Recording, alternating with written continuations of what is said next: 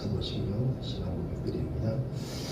I believe in God the Father Almighty, maker of heaven and earth, and in Jesus Christ, His only Son, our Lord, who was conceived by the Holy Spirit, born of the Virgin Mary, suffered under Pontius Pilate, was crucified, dead, and buried. He descended into hell. The third day He rose again from the dead.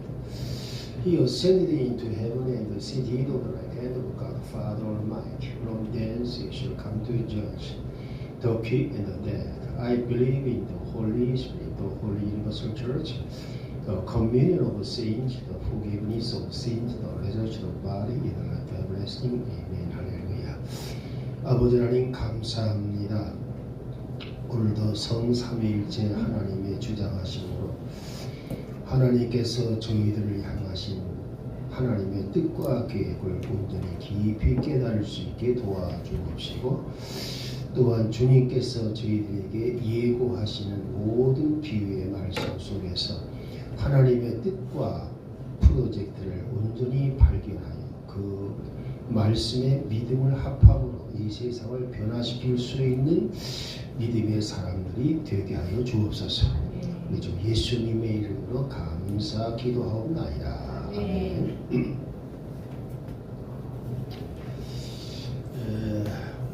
이 시간은 첫 시간이 구속사 교재입니다. 상문 69쪽 69쪽.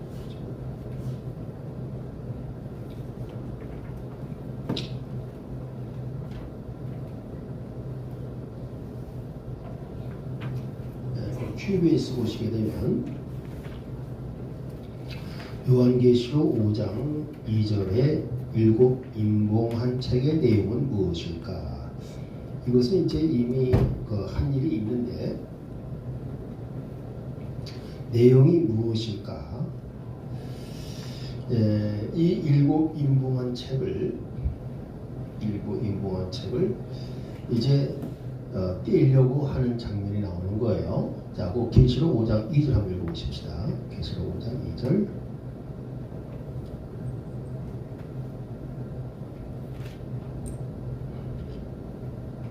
또 내가 보매 한 힘센 천사가 큰 음성으로 공포하기를, 누가 그 책을 펴며 그것의 인봉들을 떼게 합당하냐. 예, 자, 그 다음에 9절과 10절 보세요. 그들이 새 노래를 불러 이르되, 주께서 그 책을 취하시고 그 책의 공인들을 열기에 합당하시니이다. 주께서 죽임을 당하시고 주의 피로 모든 족속과 언어와 백성과 민족 가운데서 우리를 구속하사 하나님께 드리셨으며, 또 우리 하나님을 위해 우리를 왕과 제사장으로 삼으셨으니 우리가 땅에서 통치하리이다 하더라. 아멘. 자, 거기에서 보게 되면 이제 하나님 보좌 앞에 일곱 임봉한 두루마리 책이 있었습니다. 근데 그 두루마리 책을 떼야 되는데 뗄 사람이 없더라 그 말이죠. 그래서 그 뗄 사람을 놓고 아무리 둘러봐도 사도 요한에 둘러봐도 뗄 사람이 없어요. 그래서 이렇게 하게 되면 하나님께서 진행하시는 이 구분의 프로젝트가 중단이 되는 거예요. 이거 일곱 임봉한 책이 개봉이 안 되면 이제 지금 7년 대환란 이후에 진행되어 있는 계획이 무엇입니까? 첫째로는 바로 무엇이냐면 7년 대환란이 이제 끝나게 되고 천년왕국이 와야 되고, 그 다음에 천년왕국 다음에 새하늘 새 땅 새 예루살렘에 하나님 나라가 완성이 되어야 됩니다. 근데 하나님의 이 놀라우신 계획에, 이 구속 계획에서 이것이 마지막에 차질이 생기는 거예요. 만일 일곱 임봉 두루마리가 안 된다면.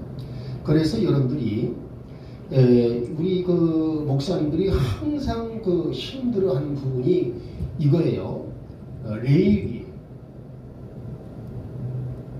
25장 24절 25절 23절부터 한번 읽어보십시다. 예를 들어서 자 23절부터 25절까지 레위기 25장 23절에서 25절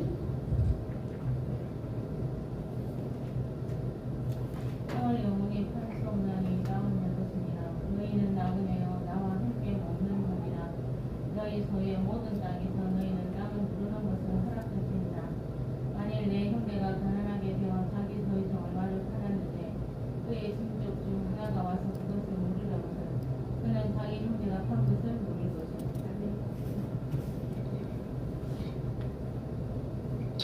자, 영어로 말하면 랜드 리뎀프션이에요. 토지 무르기인데 여기서 우리가 특기할 사항이 하나 있습니다. 첫째로 맞으면 토지를 살다 보니까 팔아먹었어요. 그렇죠? 토지를 맞으면 팔았어요. 토지를 팔았을 때 그 토지 판 사람을 도로 찾아주는 거, 그렇죠? 토지 그러니까 맞으면 도로 찾아주는 거, 토지 무르는 거죠. 이 토지 무르기를 할 때에 반드시 누가 있어야 되냐면 그 땅 판 사람의 인척이나 친척이어야 돼요. 이 인척이나 친척을 뭐라 하면 킨스먼이라고 해요. 킨스먼. 알겠죠? 자, 토지 무르기를 땅을 좀 어려운 사정이 생겨서 팔았어요. 이거는 뭐에 비교가 되냐면요. 아담과 하와가 에덴 동산에서 잘 지내다가 이 원수 마귀가 와서 미혹을 하다 보니까 그만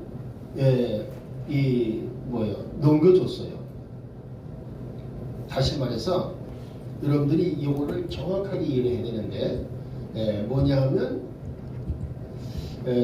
이제 창세기 3장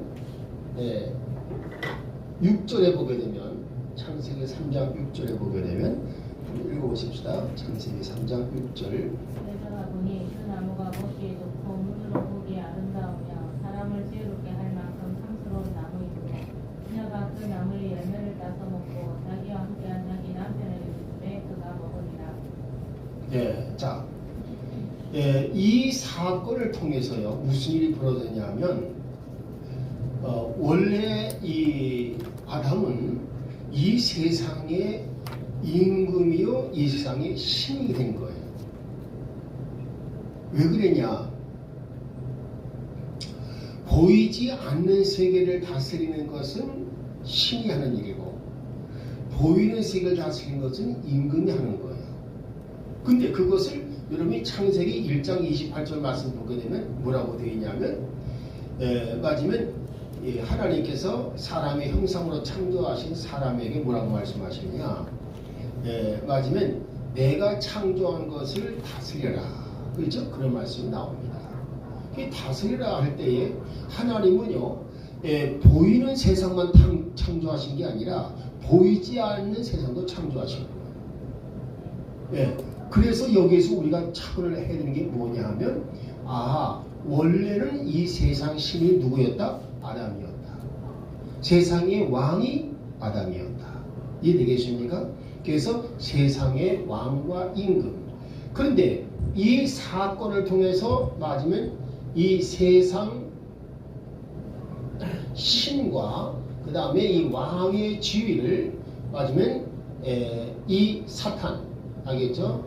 이 마귀가 넘겨받은 거예요.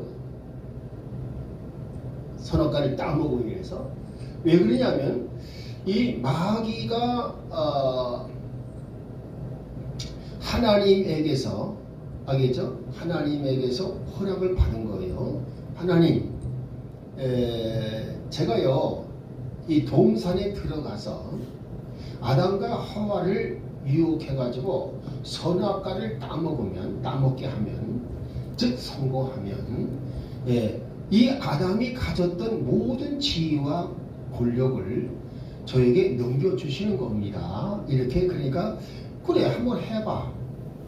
그래서 허락을 하시니까 이 아담에게 와서 마귀가 유혹을 해가지고 선악과를 바라보게 했고, 그렇죠? 선악과를 바라보다 보니까 먹음직하고 지혜롭게 할 만큼 탐스러운지라. 그래서 뚝 따먹고 자기도 먹고 남편에게도 주었다. 그래서 이렇게 나와요. 근데 이건 뭐입니까? 마귀에 빠지면 이 계략에 마귀의 계략에 넘어간 거예요. 그렇죠? 예, 우리 여기서 뭘 깨닫게 되냐면 이 마귀가 원래 이 토지는 누구를 위해서 창조하셨냐면 사람을 위해서 창조했단 말이에요. 근데 이 따먹게 하는 일에 성공하니까 뭐가 되느냐? 그때에 이 아담은 마귀에게 하나님과 그렇죠? 이 마귀 사이에 맞으면 이와 같이 이제 이렇게 이미 의논이 끝난 상태예요. 그랬을 때 그만 사단이 성공해가지고 아담이 따먹었다. 그럼 이건 뭘 가리키냐? 자, 이거는 마치 토지를 팔아먹은 그렇죠? 이 토지를 판 사람이 해당되는 것이 아담이 되는 거고 팔아먹은 거예요. 뭐 때문에 팔아먹은 거예요? 선악과를 따먹음으로 팔아먹은 거예요. 그래서 저 말씀하고 내가 비교해서 얘기하는 겁니다. 그 다음에 사탄은 뭐예요? 맞으면 이 선악과를 따먹게 하는 그 계획에 성공함으로써 이 아담으로부터 아담이 가졌던 소유를 넘겨받게 된 것이죠. 넘겨받았다는 말을 사탄이 직접 맞으면 이 선포한 말씀이 누가복음 4장 6절이에요. 자, 읽어보십시다. 누가복음 4장 6절.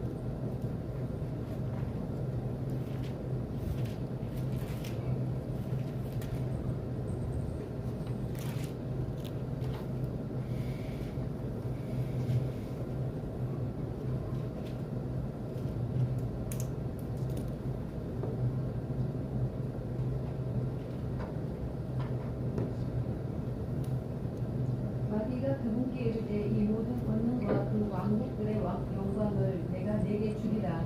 그것이 내게 넘겨졌으므로 누구든지 내가 원하는 자에게 그것을 주리라. 할렐루야. 마귀가 분명히 증언을 하죠. 이 모든 권능을 내가 넘겨받았다. 그리고 이 왕국을 내가 넘겨받았다. 이 말은 세상의 이 신의 지위와 세상 임금의 지위를 넘겨받았다. 그 말입니다. 이해되겠죠? 그래서 그때부터 성경은 뭐라고 그러냐? 마귀를 가리켜서 세상 신이요, 세상 임금이라. 그죠? 그런 말을 하게 되는 거예요. 실질적으로 세상 신이란 말을 갖다가 마지막 할 때에 고린도후서 4장 4절 한번 읽어보십시다.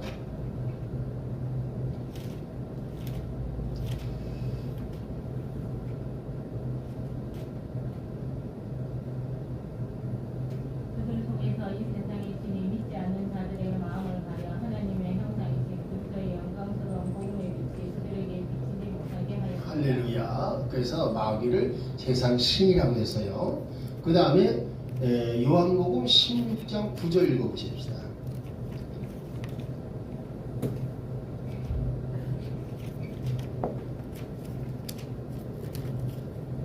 요한복음 16장 9절. 죄에 대하여라 함은 그들이 나를 믿지 아니하기 때문에 11절까지.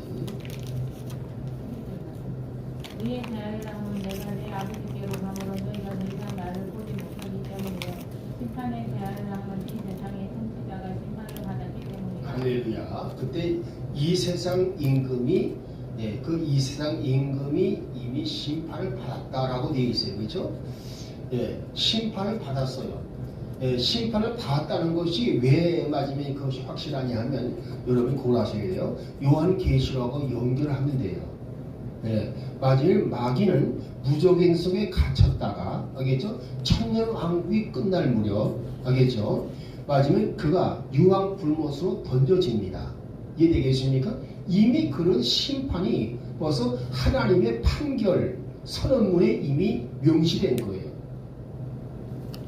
이해되죠? 그러니까 맞으면 이미 심판을 받은 거예요. 마귀는 그렇기 때문에 자기가 유황불못에 던져질 걸 알아요. 영원히 멸망을 당할 걸 알아. 그렇기 때문에 할 수만 있으면 자기와 함께 같이 멸망시키려고 하는 거예요. 그래서 마귀는 그와 같이 작전을 써가지고 움직이는데 우리가요 이렇게 맞으면 움직였던 것을 볼 때에 우리가 뭘 생각할 수 있느냐? 그래서 이 성경은 이제 계속해서 뭘 말하냐면 맞으면 마귀, 세상 신은 마귀요, 세상 임금은 마귀다. 이것을 계속 강조하는 거예요. 그래서 이 세상 신이 되었다는 것은 마귀가 온갖 다른 하나님 외에 다른 신을 자꾸만 맞으면 이 사람들의 생각에 그걸 맞으면 형상을 만들어 가지고 다른 신을 섬기게 만들고 많은 우상들을 만들어서 섬기겠다 그 말이에요. 알겠습니까? 그래서 지금 우리나라의 불교 뭐가 있어요? 석가모니라는 사람이 우상이 돼가지고 지금 그것을 지금 섬기고 있잖아요. 예. 그리고 맞으면 뭐가 되겠습니까? 부처 앞에서 부처 앞에 가서 절하게 되면 애 없던 사람이 애를 낳는다. 뭐 이런 식으로 이제 맞으면 갖다 붙인 거예요. 근데 실질적으로 그런 효험이 있나요, 없나요? 실질적으로 효험이 있다 없다 하기 전에 우선 맞으면 그 우상 앞에 절하는 사람에게 누가 역사를 하냐? 사탄의 역사를 해요. 재미있는 사실은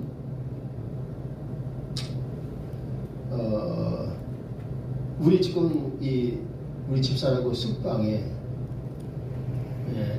우리가 안중에서 보게 되면 저쪽에 누가 있냐면 포승 공단이 있어요. 포승 공단 안에서 식당을 크게 하시는 분이 있어.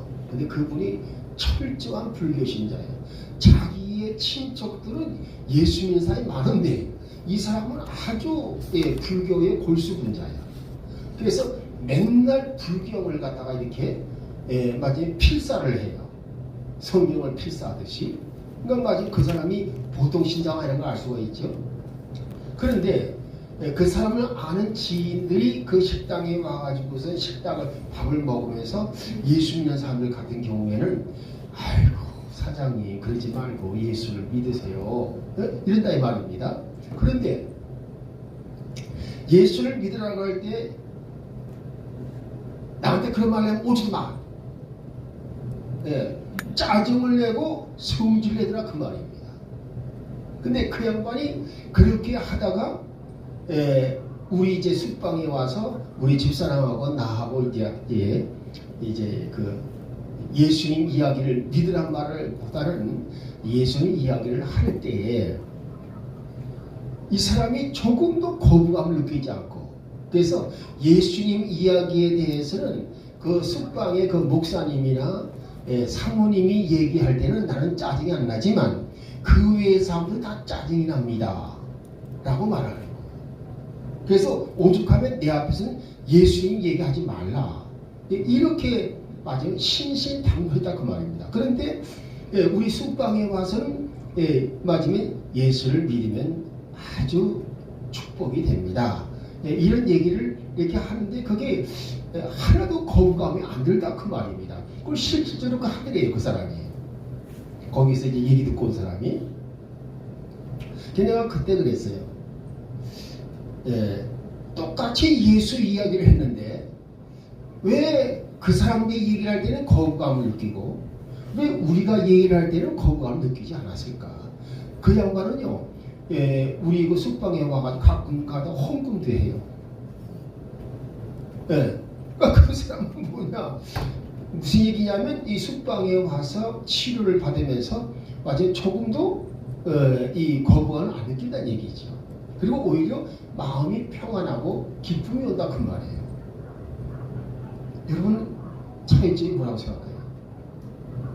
숙방에 왔을 때는 치료를 받았어요. 아니 그 사람들이 얘기할 때는 왜 짜증이 나고 거부감을 느끼는데 왜 나나 우리 집사람이 얘기할 때는 그런 것이 없었을까? 지금 그걸 묻는 거예요. 무슨 차이가 돼요?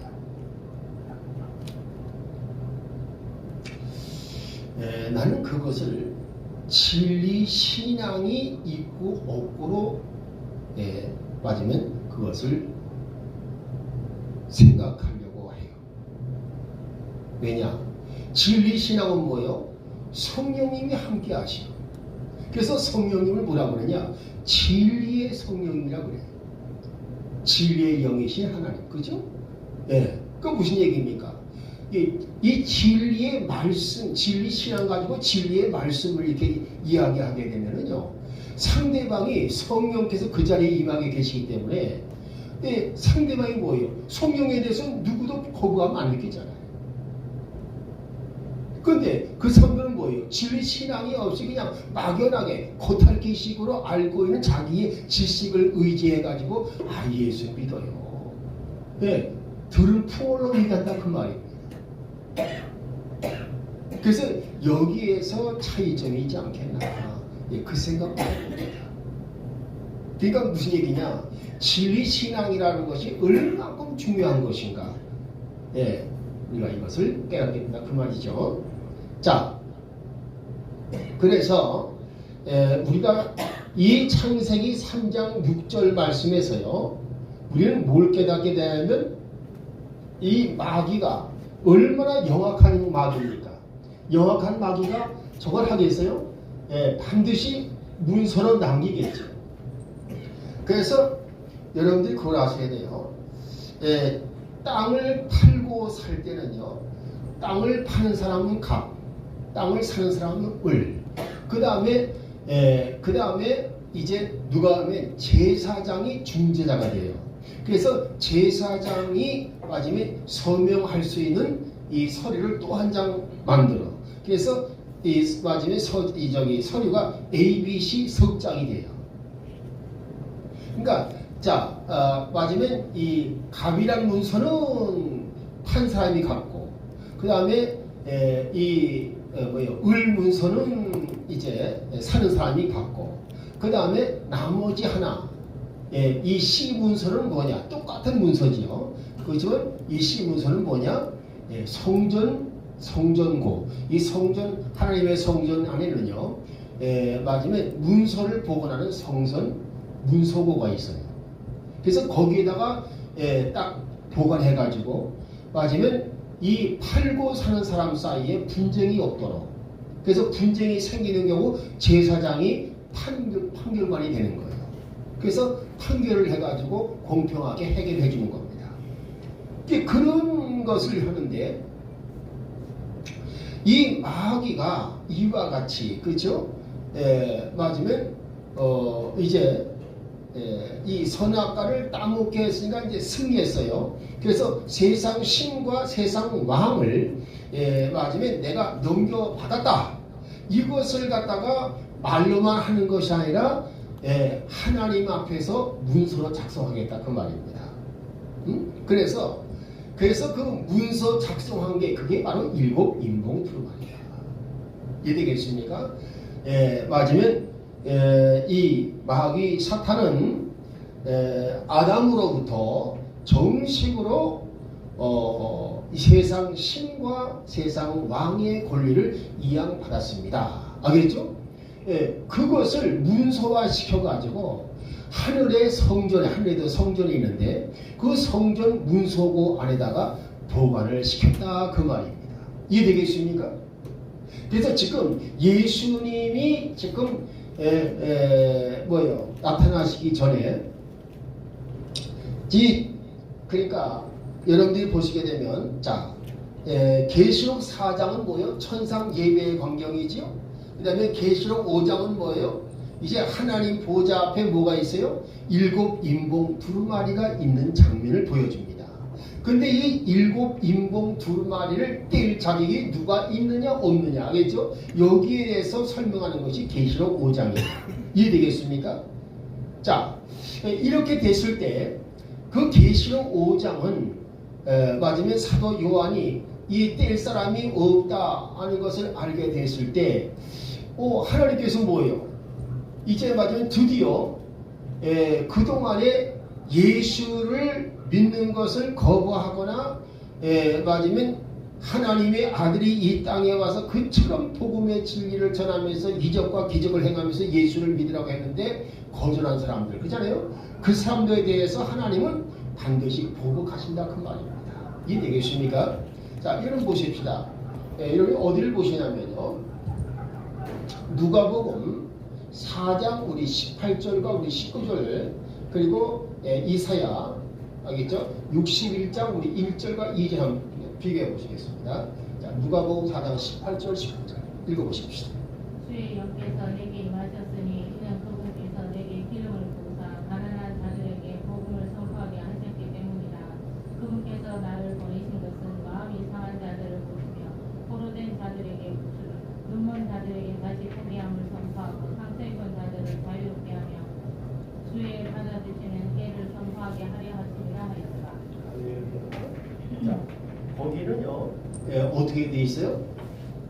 19절 말씀 보니까 은혜의 해를 전파하기 위해서, 즉 그 앞에 18절 말씀은 하나님께서 베푸신 은혜에 대한 내용이 바로 18절이에요. 이해하시겠습니까? 그래서 이 은혜를 온 땅에 선포해서 받도록 하기 위해서 마지막에 예수님은 오셨다. 즉 예수님이 초림의 목적을 얘기해 주는 겁니다. 이해되겠습니까? 그러면 예수님은 앞으로 재림하셔서 어떻게 하느냐? 심판주로 오신다는 것을 요한계시록은 분명히 말해주고 있어요. 그러면 심판주로 오실 때 어떻게 하느냐? 바로 여기 이사야 61장 1절 2절 똑같이 읽어보십시다. 주 하나님의 영께서 내게 임하셨으니 이는 주께서 내게 기름을 부으사 온유한 자들에게 좋은 소식을 선포하게 하셨기 때문이라. 그분께서 나를 보내신 것은 마음이 상한 자들을 싸매고 포로된 자들에게 자유를, 결박된 자들에게 가문에서 노임을 선포하게 하려 하며 또 주의 받아주시는 해와 우리 하나님의 원수 갚으시는 날을 보고하고 애국하는 모든 자를 위로하게 하려 함이며. 할렐루야. 자, 거기서 그 2절 말씀 보게다 한번 잘 보세요. 거기 뭐냐면 은혜의 해를 선포하고 또 보복의 날을 선포한다라고 되어 있어요. 그죠? 그래 안 그래요? 네. 그럼 여기서 여러분들이 꼭 아셔야 됩니다. 그 은혜의 해와 보복의 날 시작하는 것과 그것이 간격이 생겨요. 이해되겠습니까? 예. 맞으면 은혜를 베푸는 날과 베푸는 시대와 보복하는 시대 사이에 얼마가 되느냐? 맞으면 시간적인 시간적인 그 간격이 2000년이 넘는 거예요. 이해되겠습니까? 예수님 오셨을 때는 은혜의 해를 전파하기 위한 것이지만 이제는 뭐예요? 맞으면 이제 맞으면 하나님의 때가 되었을 때 그때부터는 뭐냐? 보복이 해가 그렇죠? 보복이 동시에 지는다 그 말입니다. 즉 맞으면 정말 심판의 때가 가까웠을 때 하나님은 보복을 시작하신다 그 말입니다. 이해되겠어요? 그러면 그 시대가 언제냐? 바로 저와 여러분이 지금 살고 있는 이 시대가 이제 예수님 드디어 보복을 시작하신 때라 그 말입니다. 이해되겠어요? 예, 지금 이 마지막 때 여러분 꼭 기억하셔야 돼요. 자, 보십시다. 요셉이 이제 7년 대풍년과 그 다음에 7년 대기근을 말했어요. 그래 안 그래요? 그런데 7년 대기근 때에 지상에서는 7년 대환을 말하는 것이고 그 다음에 이 공중에서는 뭐가 이루어진다 그랬어요? 공중 혼인잔치가 이루어진다 그랬잖아요. 그러니까 뭐가 되겠습니까? 맞으면 공중 혼인잔치는 이 기쁨과 즐거움의 잔치가 되고 그 다음에 지상에서는 뭐예요? 맞으면 죽음과 멸망의 무서운 재앙이 심판이 이루어지고 있다 그 말입니다. 이해되겠어요? 그럼 우리가 이것은 뭘 말하는 것이냐? 바로 맞으면 이 지금 봐요. 뭐냐면 이 공중 혼인잔치는 은혜의 결정판이에요. 이해되겠습니까? 그러면 뭐예요? 7년 대환은 뭐예요? 그건 심판 재앙이에요. 즉 뭐예요? 하나님이 보복하십니다. 그 말입니다. 이해되겠습니까? 하나님은 보복하신다. 그 말입니다. 원수를 갚으신다. 그 말입니다. 그동안에 하나님의 백성들에 대해서 못되게 굴었던 원수 마귀에서 원수를 갚는다. 그 말입니다. 그리고 그의 앞잡이가 되었던 자들에게도 보복하신다. 그 말입니다. 이해되시겠어요? 지금 7년 대환란이 가깝나요? 안 가깝나요? 가까워졌잖아요. 이제는 그것을 미리 보여주신다. 그 말이에요.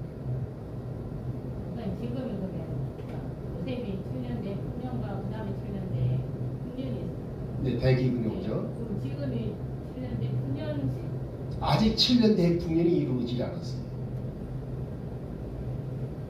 7년 대풍년이 이루어지는 것은 이제 하나님께서 그 모든 분위기를 조성하셔요. 그래가지고 무슨 일이 벌어지느냐? 맞으면 예수님이 제자들과 함께 이 갈릴리 주변에서 가장 맞으면 복음을 전하고 이적과 기적이 막 나타났을 때, 그렇죠? 예수님을 따라서 얼마이면 수만 명이 따라다녔어요.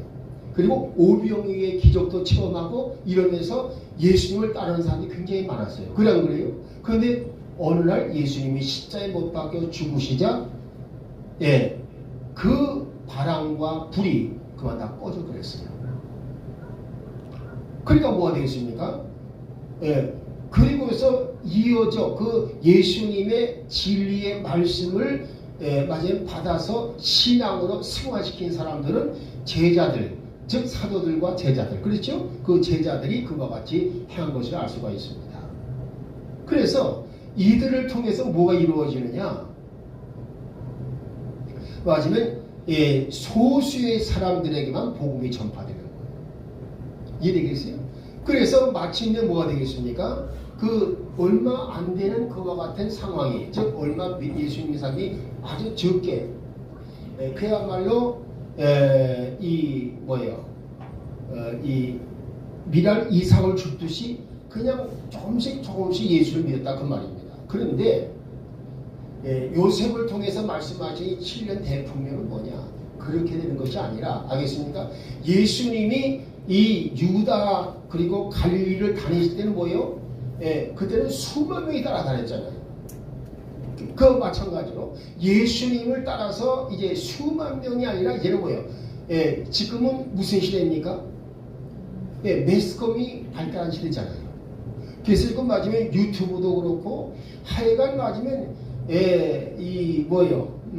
유튜브뿐만 아니라 하여간 방송 미디어도 엄청나게 발달되어 있기 때문에, 그래서 어떤 한 군데에서 기적과 이적이 일어났다 그러면 그건 순식간에 퍼지는 거예요. 그래서 이제 예수님이 행하시던 이적과 기적, 그리고 사도행전에서 예수님의 사도들이 행하던 이적과 기적이, 알겠습니까? 이제 마지막에 나타나서 이 매스컴을 탈 때에는 엄청나게 역사가 일어납니다. 그래서 뭐예요? 이 레마의 말씀을 선포하기만 해도 사람들이 놀라우게 맞으면 이 치유가 일어나고 기적이 일어나니까 그것을 맞으면 목격한 사람들이 어떻게 되세요? 우리가 말을 안 해도 유튜브에 올리고 그리고 맞으면 이 방송을 타게 된다 그 말이에요. 그렇게 하게 되면 어떻게 하겠어요? 맞으면 굉장히 급속한 이 복음 진리의 말씀이 전파되고, 알겠죠? 그리고 그것을 맞으면 이 받은 사람들이 그 이적과 기적을 보면서 엄청나게 예수를 믿겠다고 이제 세상에서 일어난다 그 말이에요. 그게 바로 7년 대풍년입니다. 그러니까 이 7년 대풍년은 뭐예요? 반드시 진리의 말씀만을 선포하는 것이 되어야 된다 그 말이에요. 자, 여러분 보십시다. 어디를 보냐면요, 사도행전 10장 한번 읽어보십시다. 사도행전 10장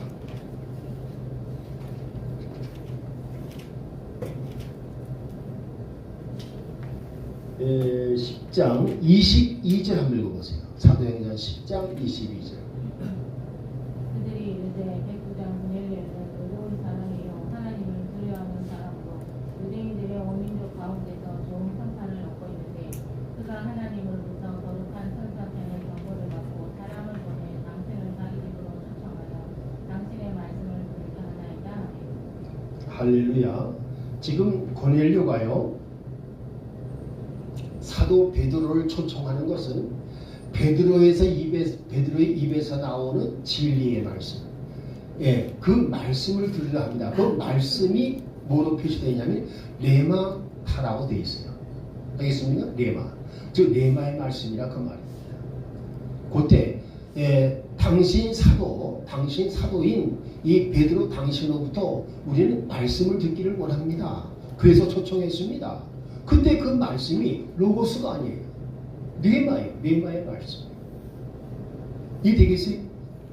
그러니까 지금 마침에 이 르마의 말씀이 이제 아주 그냥 온 세상에 전파되기 시작하다 그 말입니다. 이 되겠어요? 이 르마의 말씀이 온 세상에 전파되면서 이제 뭐가 일어나느냐?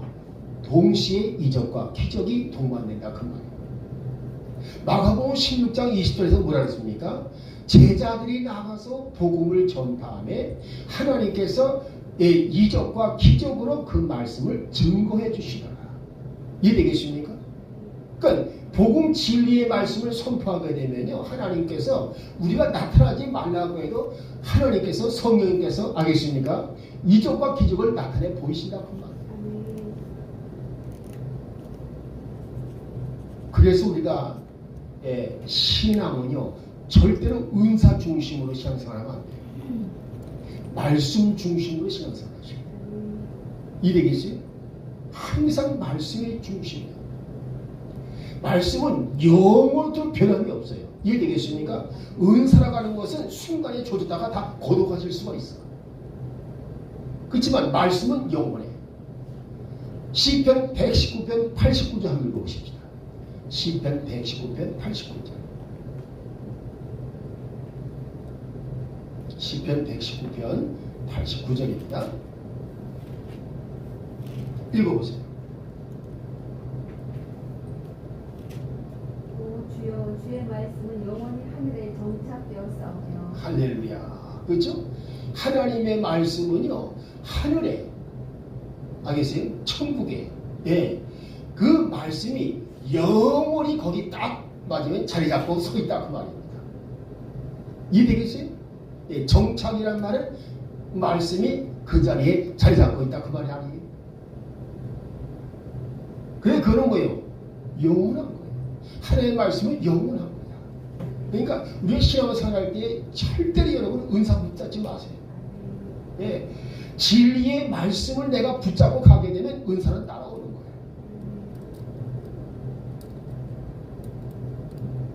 거예요. 보십시다. 여러분 그 옛날에 현신의 권사라는 말 우리 김동영 목사님 아세요? 현신의 권사. 그 사람이 그야말로 성령의 은사를 쫓아서 집하는 사람이에요. 그래가지고 병이 무척 많이 나왔어. 하여간 그 당시 현신의 권사하게 되면 유명했어요. 아주 우상이었죠. 아주 목사들도 그 앞에 가서 그냥 머리 숙여서 안수받기를 기뻐하고 대단했습니다. 그 사람. 근데 그 현신의 권사가 맞으면 그 은사로 집회하다가 이분이 맞으면 어느 날 잠을 자는데 꿈을 꿨어요. 꿈을 꾸는데 하늘에서 이 동화줄 같은 줄이 쫙 내려들어 그 말입니다. 그래서 자기가 그걸 붙잡았어요. 붙잡았는데 어떻게 했습니까? 막 붙잡고 올라가는데 중간에 그 줄이 썩어지더니 툭 하고 끊어지다 그 말입니다. 끊어지는 순간 어떻게 했어요? 그냥 이 아래로 수없이 저 운구 맞은 지옥까지 그냥 자기가 빠져들어가서 스스로 멸망하는 모습을 보게 된 거예요. 그래서 잠이 깨고 나니까 너무 놀래가지고 잠이 깨놨는데 그때 멍해진 거예요. 내가 지금까지 뭘 하고 있었나? 내가 지금 뭘 하고 있던 건가? 그래서 그 양반이 그때 깨닫고요. 은사로 집회만 하게 되면 위험하다. 그래서 이 양반이 그때부터 무슨 일 했느냐? 말씀을 연구하기 시작했어요. 이해되겠습니까? 그래서 이 사람이 그 후에 맞으면 이 은사 가지고 집회를 하는 사람들한테 경고를 한 거예요. 여러분 그렇게 하지 마십시오. 은사만 가지고 집회하다가는 여러분 스스로가 멸망을 당해도 왜 멸망당했는지도 모릅니다. 그래서 현신의 권사가 그런 것을 간증을 했어요. 아니 목살이 크게 경각심 얻게 됐지. 예. 아, 이거 은사로 집회하는 게 이게 좋은 게 아니구나. 여러분이요, 이 보십시오. 여러분들이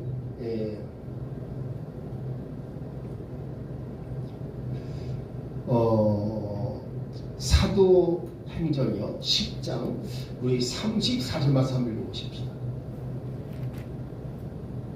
34절.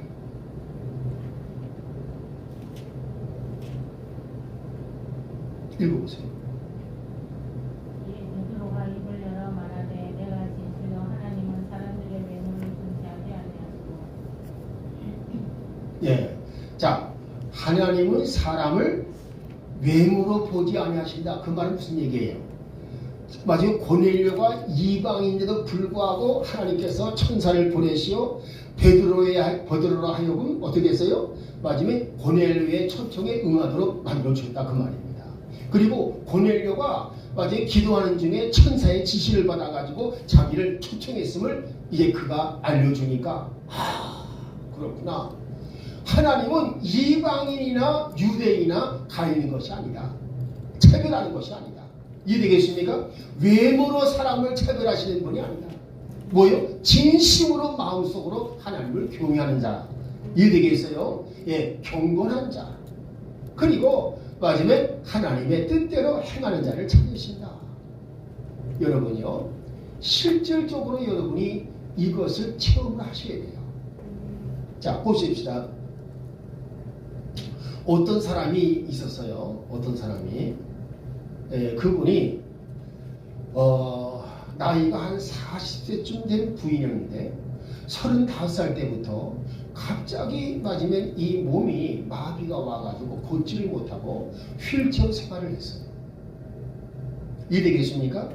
그런데 이분이 그 치유 말씀을 선포하는 그 집회에 참여를 했다가 말씀을 들었어요. 무슨 말씀을 들었냐면 이 목사님 가만히 보니까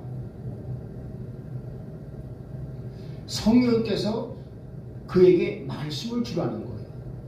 그래서 마지막에 베드로전서 2장 24절 말씀을 주었어요. 자매님, 우리 예수님께서 채찍에 맞으신 것은 당신의 병 나음을 받게 하기 위함입니다. 그래서 그걸 읽어줬어요.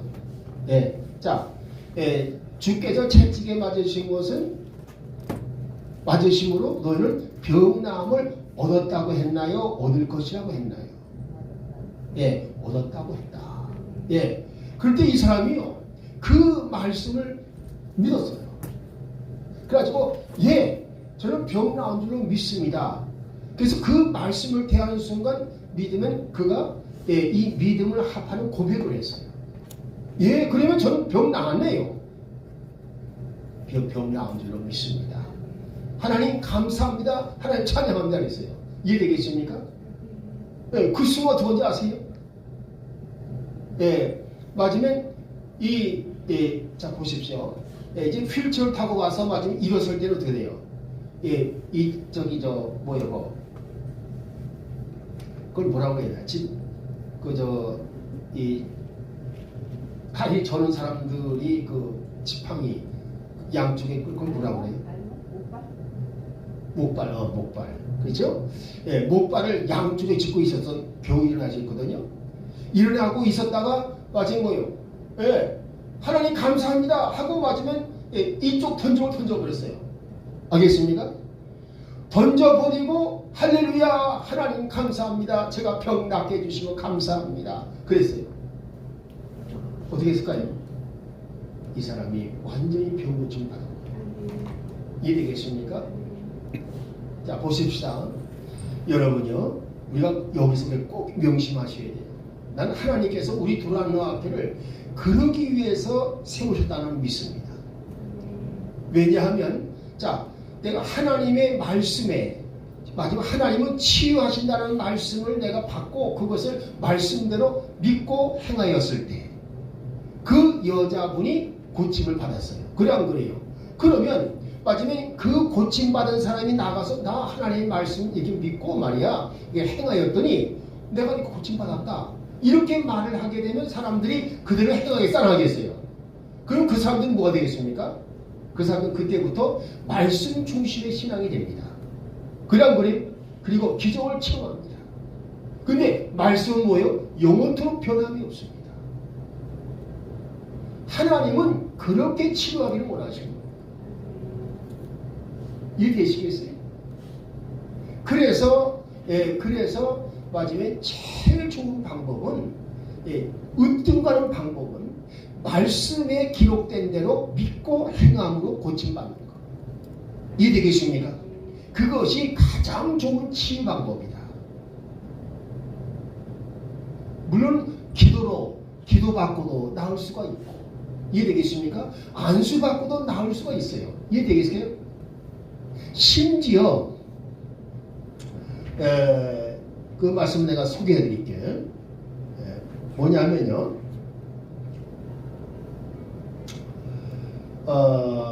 예레미야 17장 14절 한번 읽어보십시다. 예레미야 17장 14절.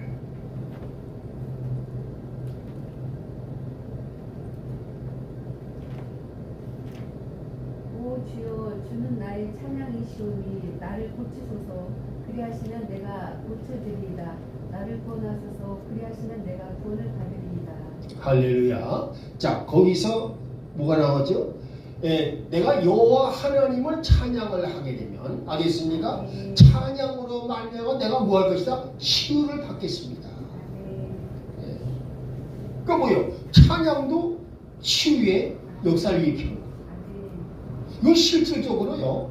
여러분이 잘 알다시피 무디 목사님 알지요? 그 무디 목사님의 마지막에 그 찬양 사역자인 그 아이라 그 센티아라는 사람이 있어요.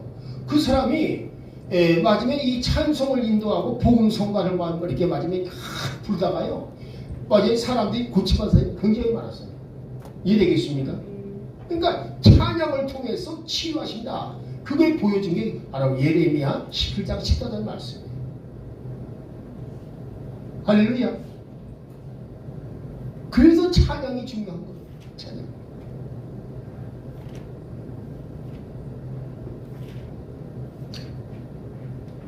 이해되시죠?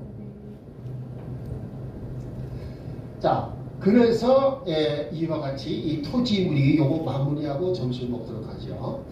그래서 이 토지 무리기는 반드시 뭐 해야 되냐? 인척이나 친척이 와서 이걸 갖다가 맞으면 땅을 산 사람에게서 도로 찾아서 줄 수가 있다. 이런 제한이 되어 있습니다. 그런데 이때에 인척이라는 말, 그렇죠? 이 인척이라는 말은 뭐냐? 예수님은 원래가 말씀이신 하나님이다 그 말입니다. 그래 안 그래요? 근데 말씀이신 하나님이시니까 하나님의 신분 가지고서는 맞으면 사람들을 구속할 수 있어요 없어요? 구속이 안 되잖아요. 그래 안 그래요? 다시 말해서 구속이란 말은 도로 찾아준다 그 말입니다. 이해되겠습니까? 마지막에 아담이 잃어버렸던 걸 도로 찾아줄 수가 없는 거예요. 도로 찾아주기 위해서 아담과 똑같은 사람이 되셔야 돼요. 그래서 예수님은 말씀이신 하나님이시면서 육신을 입으시고 이 땅에 오셨어. 알겠습니까? 십자가에 못 박혀 죽으심으로 구속을 완성하셨다. 그 구속을 통해서 뭐가 되는 거예요? 이제는 우리가 믿기만 하면 도로 찾는다 그 말입니다. 그래서 이 반드시 인척이나 친척이라는 이 말씀은 예수님이 육신을 입으신 이유를 설명해 주는 거예요. 예수님이 육신을 입으신 이유를. 그렇죠? 만일 예수님이 육신을 입으셨다는 것을 부정하게 되면은요, 그건 영지주의가 되는 거예요. 여러분 7 집사 가운데 7 안수 집사가 있지요. 그런데 맨 마지막 집사가 누구지요? 누구예요? 네? 제일 먼저 집사는 뭐예요? 스데반, 빌립. 그 다음 맨 끝에 집사가 누구예요? 그 사람은 유대인이 아니에요. 네, 니콜라라는 사람이죠. 그래서 이 영어로 니콜라스라고 하는 사람인데 이 사람은요 헬라 사람이에요. 이해되겠습니까? 헬라 사람으로서 마지막에 예수를 믿게 된 거예요. 근데 이 사람은 예수님이 너무 위대하다는 걸 마지막에 깨닫고서 그가 뭐라고 했느냐, 예수님은 육신을 입으신 것처럼 보인 것이지 실제로 육신을 입으신 건 아니야. 이렇게 마지막에 말을 해서 그러한 사상을 전파한 사람이 니골라라는 사람이에요. 그래서 이 니골라를 통해서 뭐가 생겨요? 영지주의라는 이 신앙 이념이 생겨버렸어요. 이해되겠습니까? 그래서 이 니골라의 폐해가 엄청 심하게, 만약 니골라처럼 예수님이 육신을 입지 않으셨다고 한다면 뭐였습니까? 그러면 이 구속의 의미가 아무 없는 거예요. 이해되겠어요? 반드시 예수님이 육신을 입으시고 오셨다는 걸 믿어야 됩니다. 네, 그래야 이 구속 신앙이 성립하는 거예요. 할렐루야. 그렇게 해서 마지막에 토지 무리가 되는데, 이때 만일 판 사람과 산 사람이 알겠습니까? 이것을 갖다가 마지막에 청산하려고 한다면 반드시 누가 입회를 해야 되면 제사장이 입회를 해야 돼요. 이해되겠어요? 그래서 마지막에 하나님 앞에 지금 뭐가 나타나 있습니까? 7 인봉 2마리가 딱 놓여 있는 거예요. 근데 그 7 인봉 2마리를 뗄 사람이 없어. 지금 그것을 산 사람은 누구예요? 사탄이잖아요. 근데 그거를 마지막에 지금 판 사람은 누구예요? 아담이잖아요. 그래 안 그래? 그런데 그 문서를 뗄 수 있는 사람은 누구냐? 바로 이제 마지막에 여기 지금 뭐가 되겠습니까? 반드시 인척인 사람이 뗄 수가 있다 그랬잖아요. 그렇죠? 인척인 사람이 도로 찾아서 사서 도로 찾아줄 수가 있다 그 말이에요. 그래서 사도 요한이 아이고 이거 이 7 인봉 2마리를 떼지 않으면 이 사람이 재앙 심판에서 벗어날 수가 없을 텐데 이거 어쩌면 좋으냐 해서 엉엉 우니까 그때 옆에 있던 한 장로가 하는 말이, 이사 장로 중에 한 장로지요. 마지막에 걱정하지 마라.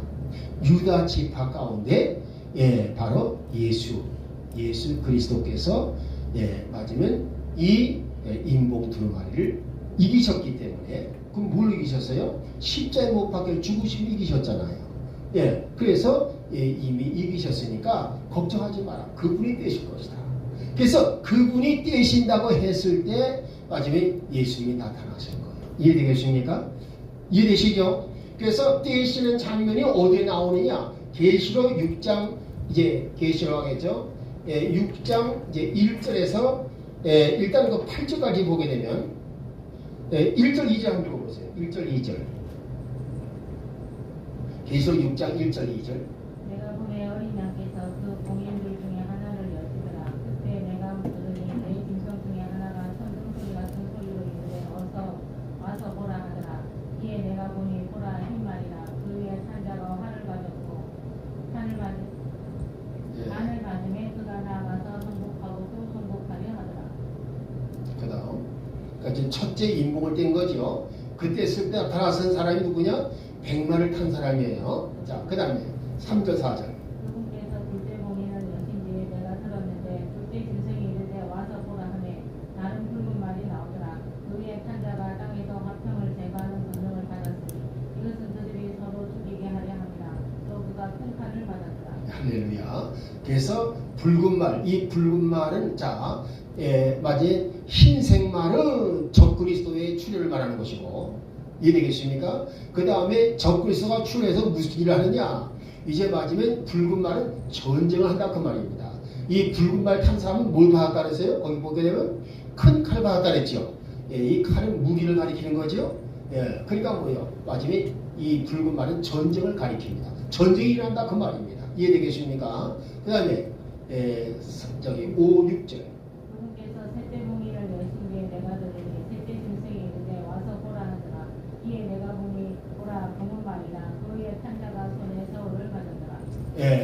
자, 그래서 마지막에 이 저울 같다는 말은 무슨 기근이 심하다 그 말입니다. 이해되겠어요? 그래서 마지막에 이 곡식을 뒷박으로 하지 않고 저울에 달아서 주는 거예요. 그 정도로 마지막에 기근이 심하다. 그래서 이 검은 말은 뭘 가리키냐면 기근을 가리키는 거예요. 기근. 자, 그 다음에 7절 8절. 그분께서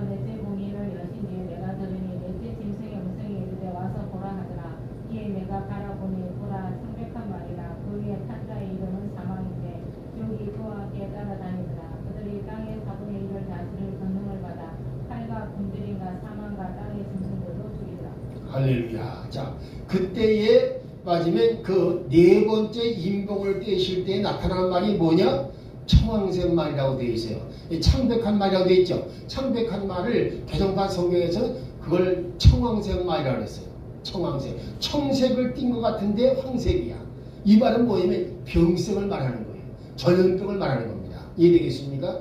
이 전염병, 자 보십시오. 마치 적그리스도 나타나 가지고서 어떻게 했어요? 전쟁을 일으켜요. 예, 근데 전쟁하면 뭐가 와요? 전쟁이 시작하면 기근이 와요. 기근이 오기도 뭐 있습니까? 영양 실조가 되니까 뭐요? 전염병이 창궐하게 돼요. 이해되겠어요? 이 사건들로 인해서 그때 죽는 사람의 숫자가 4분의 1 된다 그 말이에요. 이해되겠어요? 예, 그래서 예수님이 일곱 인봉을 네 번째 떼실 때에 그때 벌써 사람 죽는 숫자가 얼마냐? 예, 인류의 4분의 1. 84억이라고 한다면 뭐가 되겠습니까? 21억이 죽는다 그 말이에요. 21억. 그래서 맞으면 7년 대환란이라고 말하는 것입니다. 이해되겠습니까? 그러니까 지금 맞으면 뭐 사람 숫자가 뭐 몇 명이 죽었다. 뭐요? 맞으면 이번에 또 그 저기 뭐 이 서울에서 이 외곽지대에서 맞으면 추월 사고 생겨가지고서 뭐 2명이 죽었다, 3명이 죽었다 그래요. 그래 안 그래요? 예? 예. 차가 미끄러져서 부딪히니까 그 충격으로. 근데 보십시다. 맞으면 지금 이 우크라이나 전쟁에서 보십시오. 지금 수없이 사람들이 죽은 거야. 예? 그러니까 그런 것을 볼 때 보겠습니까? 근데 지금은 그건 아무것도 아니에요. 예, 지금은 죽어도 뭐예요? 그냥 몇십 명 정도가 죽지만 어떻게 되겠습니까? 21억이 죽는다면 어떻게 되겠어요? 그 전쟁의 그 규모가 어떤 규모가 되겠어요? 엄청난 것이죠. 이것이 전 3년 반에 끝나지도 않았는데 인류의 4분의 1이 죽는 거예요. 그걸 생각하냐면 보십시다. 아니 하나님은 너무하지 않습니까? 그래서 우리 하나님 무슨 하나님? 구원의 하나님이 되시지만 보복의 하나님이 되신다. 할렐루야. 그리고 특별히 여러분이 꼭 기억할 게 하나 있어요. 대한민국은요 하나님께서 택하신 나라예요. 예, 특별한 나라입니다. 일본이나 중국과는 전혀 다른 나라예요. 왜? 이 나라는 욕단의 후손들이 세운 나라가 맞으면 그동안의 원수 마귀의 공격으로 짜부라지고 짜부라져서 결국 뭐예요? 남한 땅은 남았지만 이 남한 땅을 하나님께서 회복시켜 가지고 알겠습니까? 앞으로 셈의 장막으로 다시금 세우신다 그 말입니다. 이것을 위해서 택함받은 민족이 바로 이 코리아 대한민국이다 그 말입니다. 성경에서 보게 되면요, 자 보십시오. 예, 욕단의 후손들도 하나님께서 어디로 가라 했죠? 동쪽으로 가라 했어요. 욕단의 후손들은 셈의 자손들입니다. 이해되겠습니까? 또 어떻게 했어요? 그 후에 그 후에 맞으면 이 아브라함도 자기의 그 맞으면 후처인 구두라를 통해서 육형제를 낳았는데 육형제가 어떻게 했어요? 너희들도 동쪽으로 가라. 그럼 그 사람들이 와가지고서 맞으면 뭘 세우겠어요? 예수님이 오시기 전 2000년 전에 그 사람. 그럼 뭐예요? 우리가 대한민국이 어디 있습니까? 맞으면 건립 연도가 당군 조선이 건국한 그 연대가 얼마나 돼 있어요? BC 2333년입니다. 이해되겠습니까? 그거하고 연대가 일치해요. 그래서 욕단의 후손들이나 구드라의 후손들이 맞으면 이 동쪽으로 와가지고서 세운 나라가 특별한 나라다 그 말이에요. 즉 코리아다 그 말입니다. 단군 조선이다 그 말입니다. 이해되겠습니까? 그래서 우리 한국 사람들은 뭔가 다르다 그 말이에요. 복음을 받아들이는 속도도 굉장히 빠릅니다. 이해되겠습니까? 예. 그래서 우리가 이 모든 것을 생각하시고 이제는 뭐예요? 자, 이런 특별한 나라에 마귀 새끼가 지금 맞으면 대한민국에 득실거린다. 어떻게 되겠습니까? 그럼 그걸 가만 놔주겠어요? 하나님은 보복하신다 그 말입니다. 이해되시겠습니까? 할렐루야. 그러니까 여기까지 공부하고, 자 우리 김동희 목사님 기도하시고.